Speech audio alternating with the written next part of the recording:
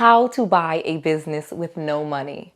Are you ready to skip the hassle of starting, launching, and scaling a business and struggling the way that people have to struggle and just skip all of that and go to buying a successful business? Well, you are smart, so I'm going to tell you how to get it done. Let's go.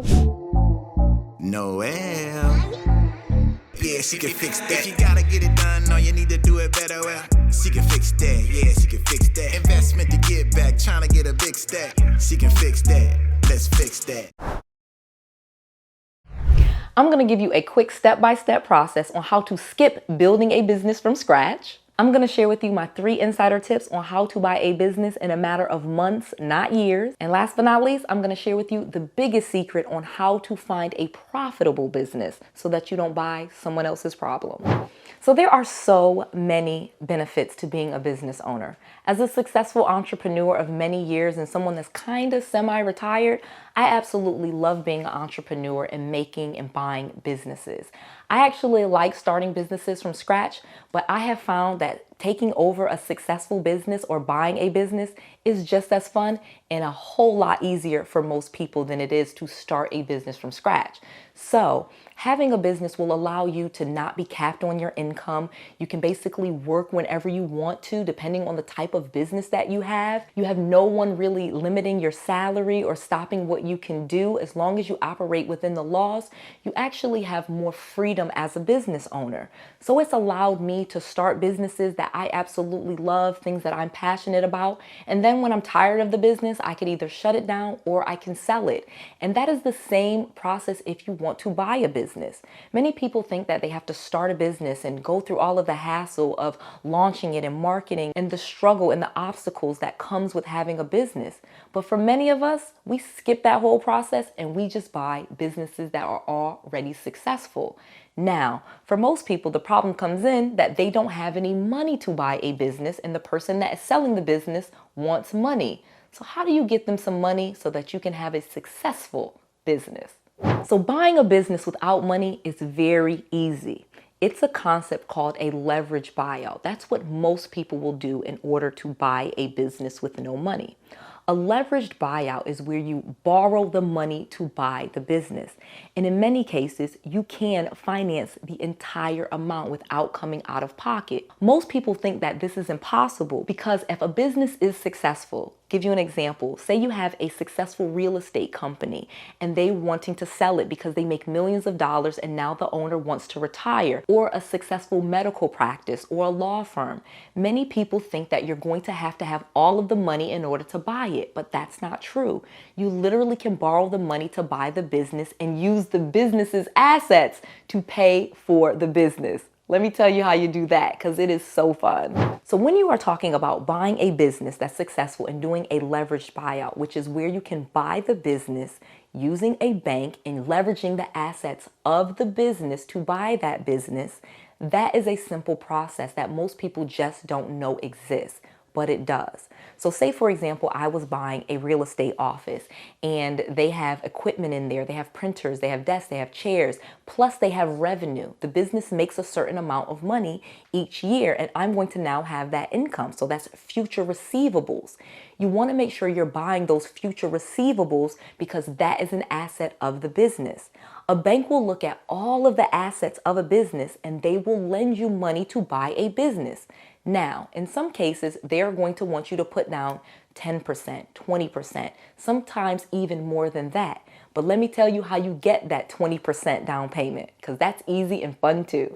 So there's several ways to get the money. You can get the money for the down payment. Obviously, many banks will lend you money to buy a business. This is not difficult. There's tons of commercial banks that will lend you money to buy a business, especially a business that is making money. That is the easiest business to go to a bank and get money for. I literally just started making videos on this, but there's a billionaire mentor. His name is Dan Pena. He is on YouTube teaching about this. Now, his language is a little harsh and he may call you the C word, but what he is teaching you is absolutely correct. And the reason why he calls people the C word is because most people are afraid to do the things that he teaches, but it's true. I'm going to take a different approach and tell you and explain to you how this works. So like I said, because the business is already cash flowing and making money, it really is pretty easy to walk into a bank and say, hey, I am buying this business. You can do this with a real estate agent, okay? So if someone that is selling their business, they can list it with a real estate agent and you can buy that business.